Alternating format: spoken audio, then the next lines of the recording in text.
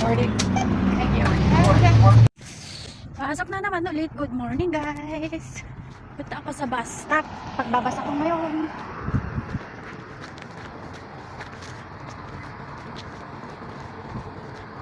Doon. Lapit lang. Bus stop.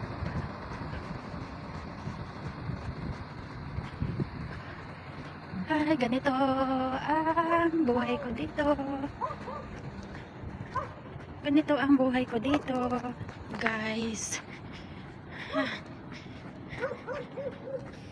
Ang dating tindera, isang estudyante dito sa Canada.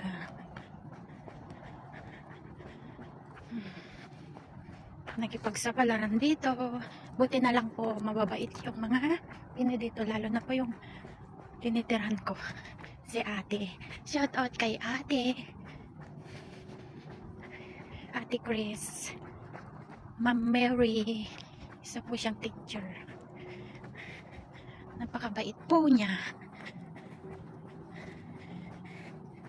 Tinutulungan ako sa lahat. Magpasa ng resume, maghanap ng trabaho, and then mga kailangan ko na malaman, mga advices niya. Thank you so much, Ate Chris. Malapit na tayo. Malapit lang pala. Mga walk. 2 minutes pa lang. 3 minutes walk. Punta tayo sa bus stop. Lamig na. Lamig ng kamay ko. Lamig.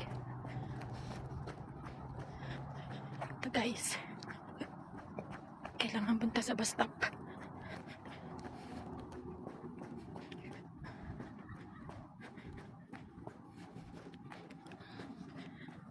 Shoutout sa mga family ko dyan. Kumusta na kayo? Tiis-tiis lang. Magkakaraos din tayo. Sa laki ko. Tiis ka muna dyan. Magtinda.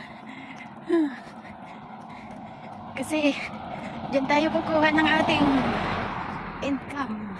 Kasi wala pa akong income dito. Maraming salamat. Ayun. Bus stop. Lapit na.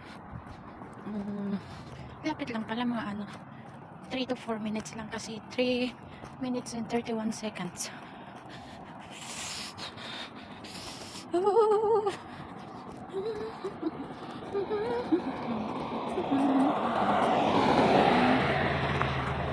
Tawid!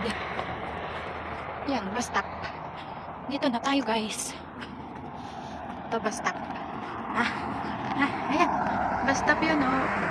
Dito, mag-aabang ako dito na mga 7:41 dadaan yung bus. Hi, guys. Ayan.